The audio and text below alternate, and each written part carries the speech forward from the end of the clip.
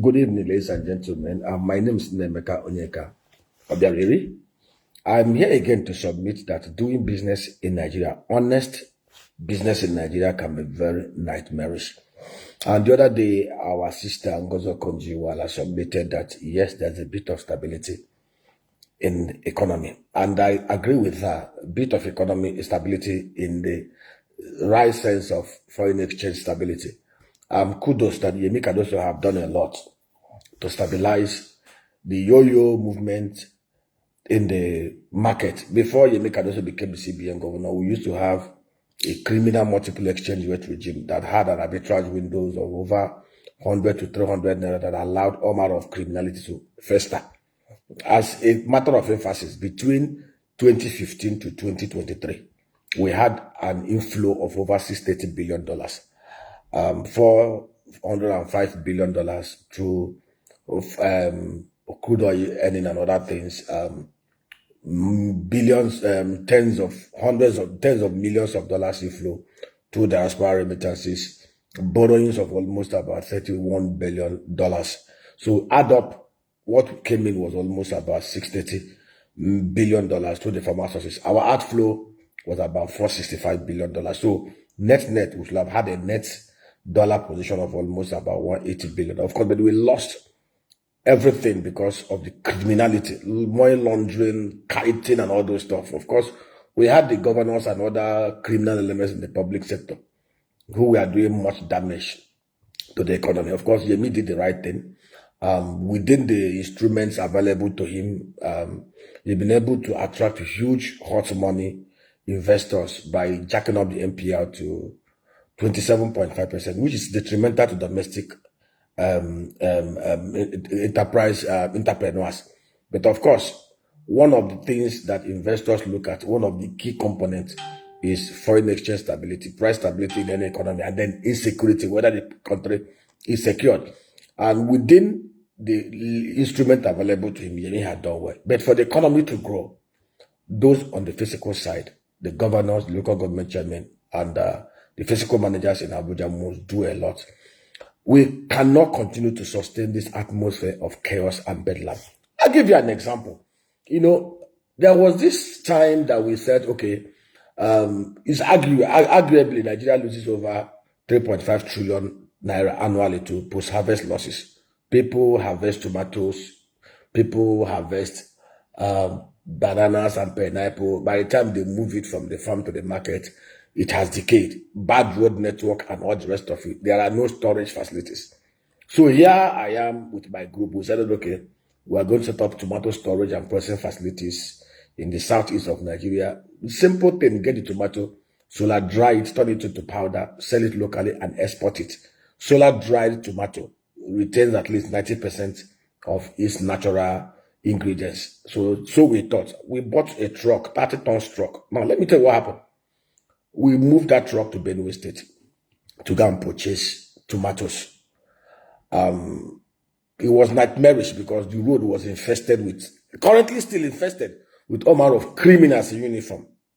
With mounting one roadblock or the other, from customs to police to immigration to army and all the rest of them. And the criminality is worsened whenever you enter the southeast flank of that road from Onitsha. The driver that we sent to ferry the tomato practically exhausted all the cash with him, settling both the uniform and the aberos, local government touts, who mount all manner of roadblocks, collecting all manner of local government levies and all those stuff. The driver, the poor driver, after exhausting all the cash with him, wanted to avoid another criminal checkpoint. And his truck entered into a massive crater on the road. Massive crater, gully on the road. And he lost his back axle. It took 4 days to fix that truck. By the time the truck was fixed, we've lost a truckload, 30-ton truckload of the fresh tomatoes we bought from Benue State. We couldn't get it to site to process it. We lost everything. We lost the tomato, we lost the truck. And it's the same story everywhere.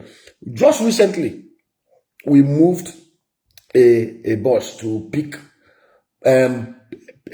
chicken poo, chicken manure from a poultry to our agro park in Okwa West. From Ubunka in Anambra State. across the Imo area part of the road, we saw some criminal group who called themselves task force from the governor's office. They stopped the bus. The bus had all the papers, all the national, whatever they call it, permits, the argon permits, everything.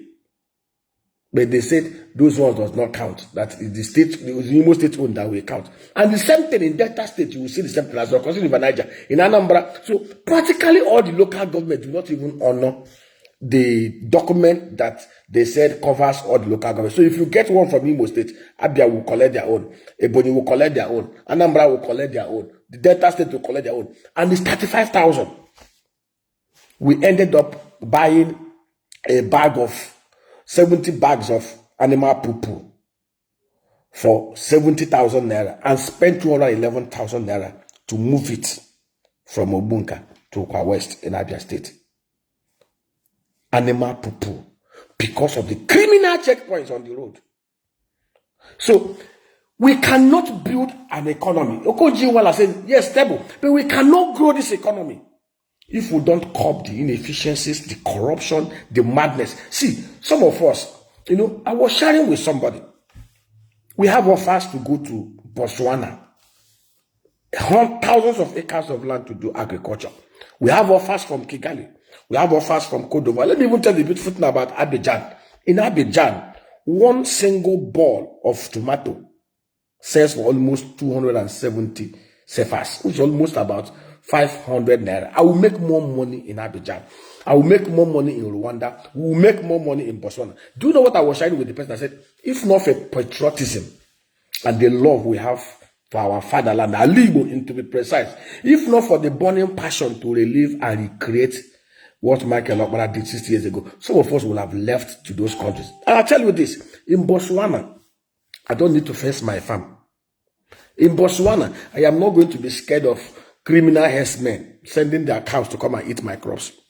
In Botswana, I don't need to be afraid that my truck from the farm to processing plant or to the port will be waylaid and kept on the road by criminal police, customs, navy, army, all manner of checkpoints, and then local government agents collecting tariff.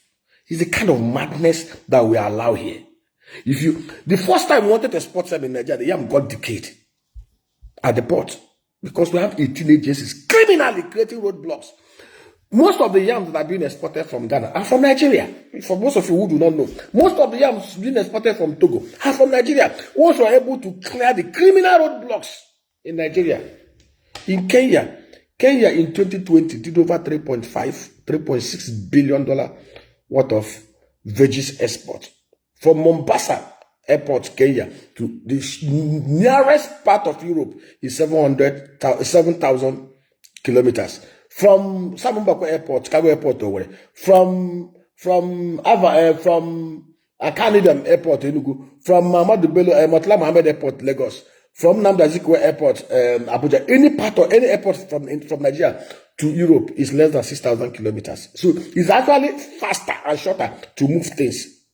But in Kenya, you don't dare keep any export commodities on the tarmac or on queue for more than 48 hours. People will lose their job.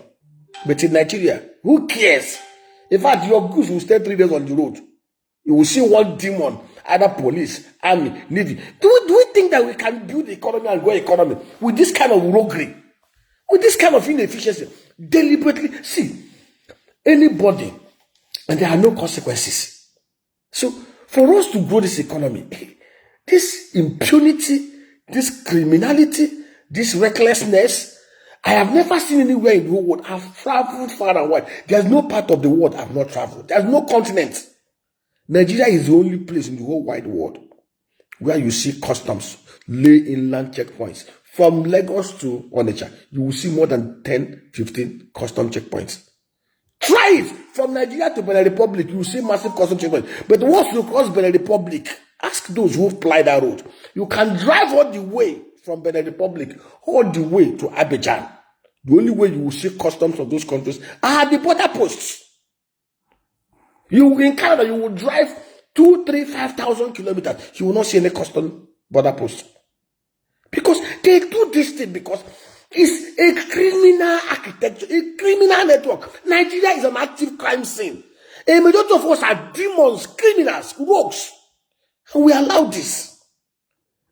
We allow these inefficiencies. We have people in Abuja, in the presidency. We have governors. We have members of the national assembly. We deliberately allow this criminality. We've accepted this criminality as a way of life. Is it our DNA to so much love inefficiency and criminality? We cannot grow this economy in this atmosphere. Let's think about this. It's enough to blame the government though.